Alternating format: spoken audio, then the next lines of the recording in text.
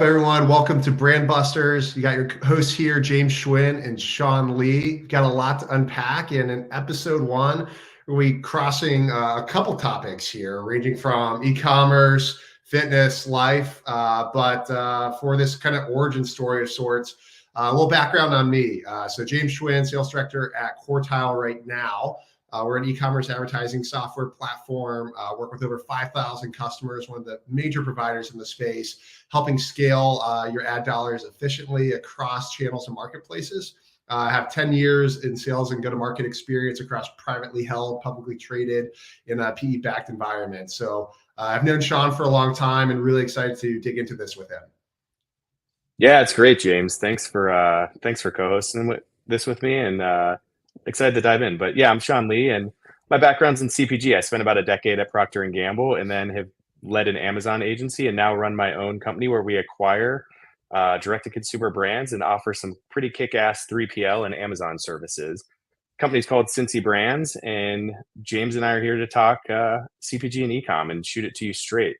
I think it's a great kind of background because my marketing's in background, or my background's in finance and marketing.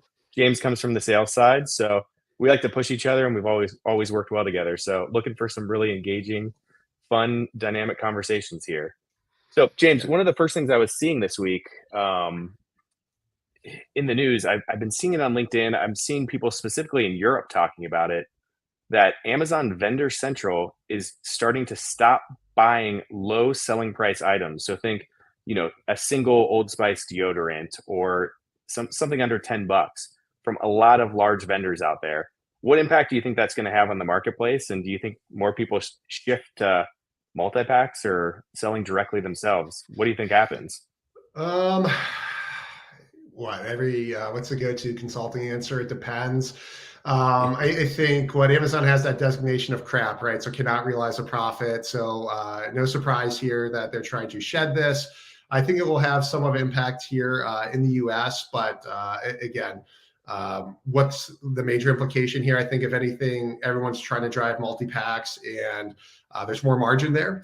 And ultimately possibly take more control and go to 3P or try to straddle this hybrid model. So I don't know that's going to have this massive effect that is going to have brands and the big conglomerates like running and chasing and trying to change their approach. I think they're aware that they're not making money themselves on those individual units. They might be loss leaders already. But I think it will probably push some to rethink their strategy and their approach to the channel and other channels, frankly. Yeah, I think it's a good approach for everybody involved, because I think Amazon squeezes the vendors on these low dollar price items to where they're not making any money. We know Amazon's not making any money when they're selling a $5 item and shipping it to the consumer prime. So I think it's the right move for the companies. I'm a little bit more concerned about consumers, because then Amazon starts to become more like a Sam's or Costco, and you're only pushing 2, 3, 4 packs. Like, what does that do to the volume? Maybe nothing, but does that start to become more problematic as consumers are stretched thin and, have to shell out more dollars when buying from Amazon? Like, it actually might benefit your Walmarts, your Targets, and Krogers, where people can go back and, just buy one $5 item if they need it. So fun fact, and you allude to this a little bit. So we actually worked together. I don't know if you know that. We did work together once upon a time. Did we? Yeah. We did. I worked for you, right?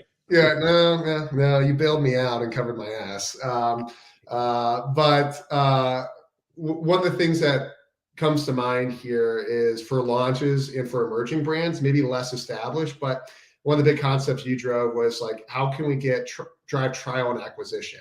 So for a Tide, this is going to have no impact, but for a new to world brand concept, like me as a consumer, I don't want to buy a 5-pack of something if I just want to try you out. I need to try a single unit, figure out if I like this, and then I will double down if I have a great experience with the product and get multi-packs from there. So I think, if anything, the emerging brands have to really consider what impact does this have on new to brand customer acquisition, which is what everyone's focused on, because that's the start of the customer journey to ultimately impacting LTV.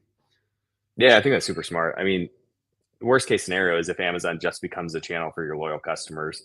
Brands are going to need to get creative on what type of multi-packs they use. Maybe they sell some 3P that Amazon won't buy 1P.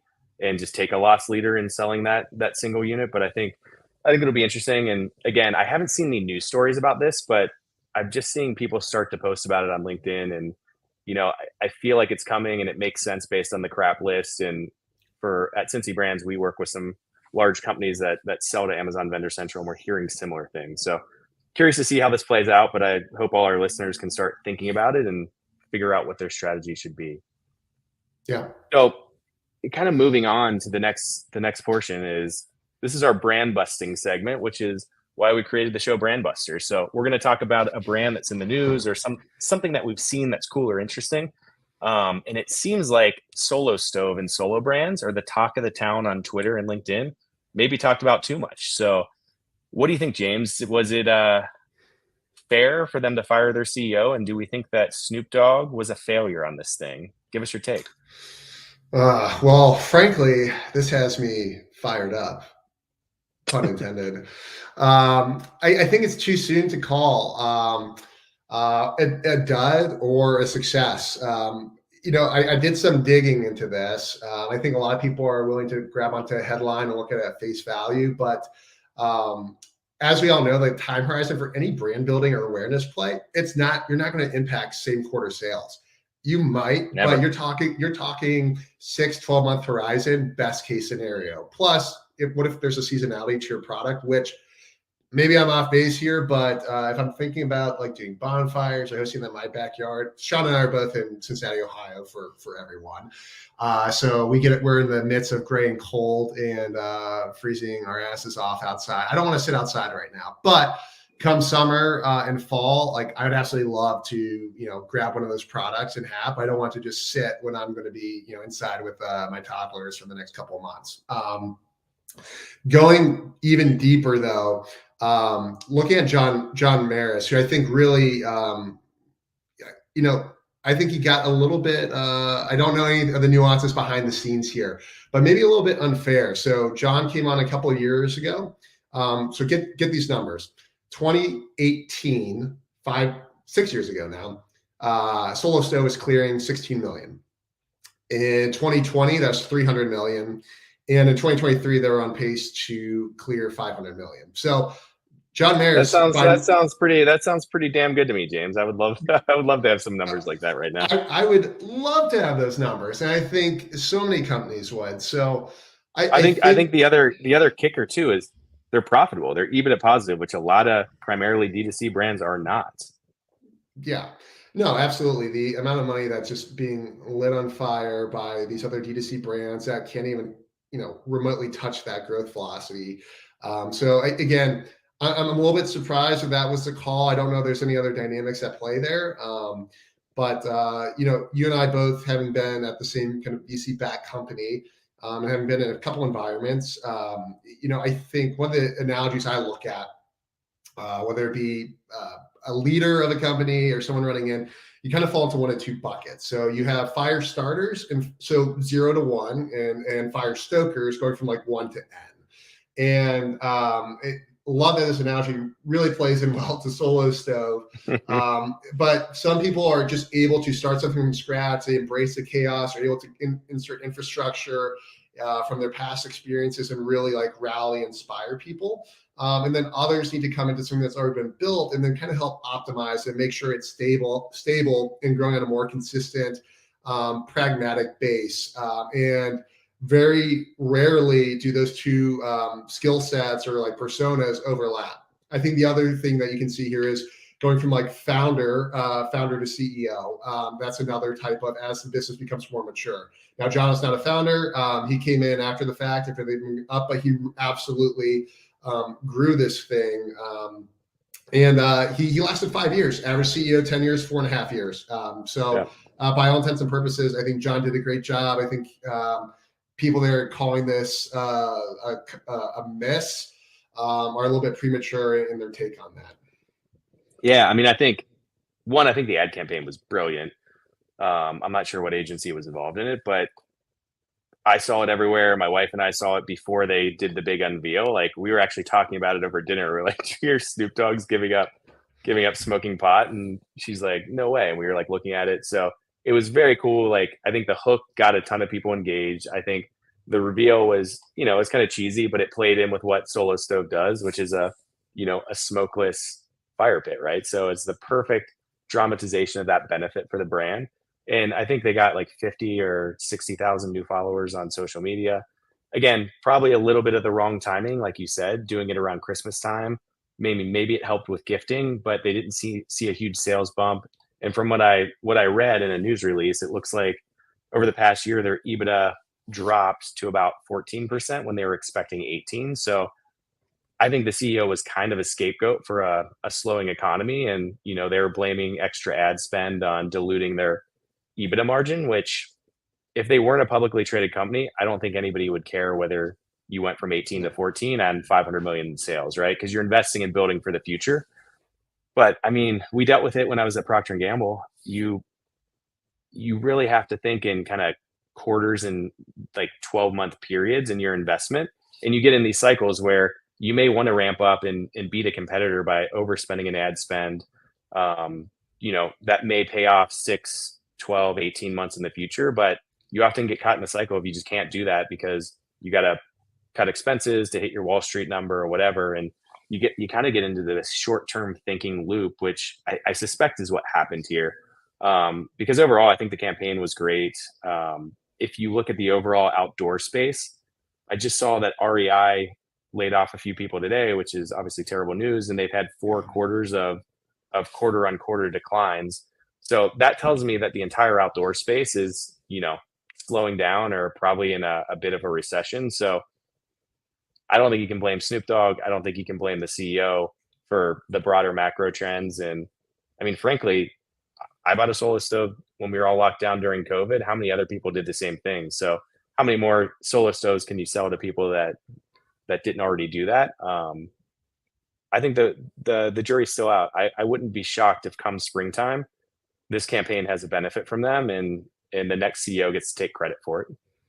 Yeah, no, you see that play out too often. And the one thing I'll say is you actually have to take bets, especially when you've reached a certain business maturation. And I'm all for brands taking a bold bet, especially on an awareness top of funnel stance, especially when you're talking about. I don't know what the addressable market is for Solo Stove, but I'd rather a company rally behind a bold bet like that versus let's take on a new ERP system or some new software, which may or may not get adopted. Is going to be boatload of money poured in from the consulting and the implementation to what really, at the end of the day, isn't really driving any major benefit. So I like the boldness of their approach in it. And again, like I said, I think this will be interesting to see play out over the next 6 to 12 months. Yeah, no, absolutely. So shifting gears here, we don't just want to talk only brands and only e-commerce. We want to try to keep it interesting and share things, tips and tricks and things that James and I are doing in our lives that are interesting. So James, what's your fitness routine right now? I know you can probably bench like 500 pounds more than me, but what are you working on? What's hot for you? Oh, what's hot for me? Not breaking down. So early 30s, had shoulder surgery a couple of years ago, and 2 kids. So Sean and I are both dads. We both have full lives and families and sports and demands of the jobs to keep up with. So health and exercise, I think, are both cornerstones for us in keeping us sane and being able to bring like the attention and energy to our jobs and our lives. My big thing right now is really focusing on strength building. So Jason Statham has this workout approach where he does 10 sets of 5 for his kind of primary lift. So if it's a deadlift, if it's a chin up, if it's a bench.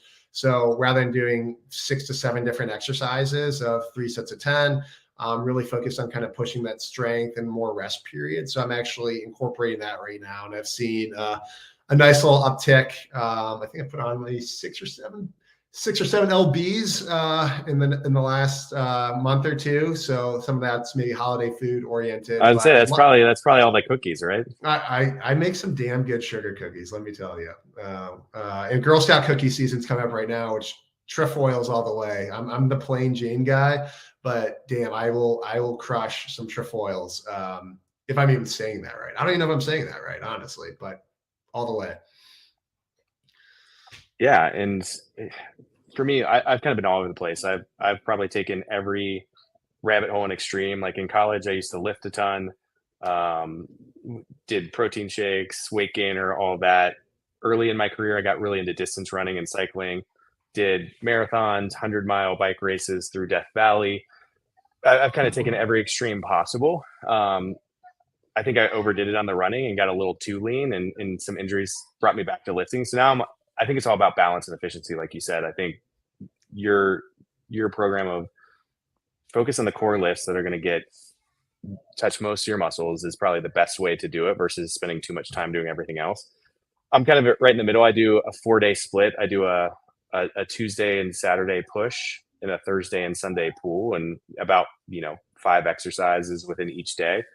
And then because I'm kind of putting a ton of demand on my body lifting, I don't do as much running. So I'll walk, a few times a week at a 12% incline at 3 miles an hour just to try to get my cardio going. So really get good zone 2 cardio. And then in the springtime when I can be outside, I'll try to do 1 day of sprinting where, I'll all out sprint for 30 seconds to a minute, rest for 2 minutes, and then repeat again for 8 to 10. So that's kind of where I'm at. And I think my goal is the same as you, is I would go freaking insane if I didn't have my health and fitness base. If I don't work out, like I'm worse with my family, I'm worse at work. So I got to do it. I got to try to eat healthy. Both those two things keep me sharp and keep me good at home and keep me good at work. So curious to see, hopefully the audience can learn something from that, and would be curious to, since we're live, if people want to share in the comments what works for you guys, because we're always trying to improve there. Yeah. So yeah. Go ahead. You go ahead. I'm going to run all over. Go. No, you're good. I was just going to say, why don't we want to keep this thing short. We don't want to do an hour-long or 3-hour-long podcast. I don't think anybody has time for that. So quick hitting. What's next, James? Like what should people expect as we do this on a weekly basis? Yeah, I think there's a couple things. One, hopefully you're catching on that we're not so buttoned up and prescribed and academic about things. It's just two dudes that have known each other for probably 12, 13 years, worked together, been in a variety of environments. So these are our takes. We're not going to give a dissertation on anything, on any given brand or topic in life. So we're here to have fun. We're here to cover what's the latest in e-commerce and CPG and marketing, but also share a little bit behind the curtain in terms of what we're doing in our home lives, with our families, with our fitness, and just kind of what are we facing at any given time. So I want this to be relatable, approachable, and if you can glean anything or get a laugh, that's a win for us. Yeah, no, I think it's great. We're super excited about doing this, and thanks for listening. If you've already listened, and if you liked it, tell your friends about it. But like anything, we're also trying to do this to raise awareness for our companies. So like I said, I own a company called Cincy Brands. We acquire small, better for you brands in the personal care space, doing 2 to 10 million in revenue. So if you're looking to sell your brand and it's profitable, go to our website, cincybrands.com, and reach out to me. Yeah, I want to point to you, but I point the wrong way. So sell to this guy, knows what he's doing. He'll be in great hands. Perfect. Well, that should conclude our episode today. Thank you. And tune in next week for the BrandBusters episode 2.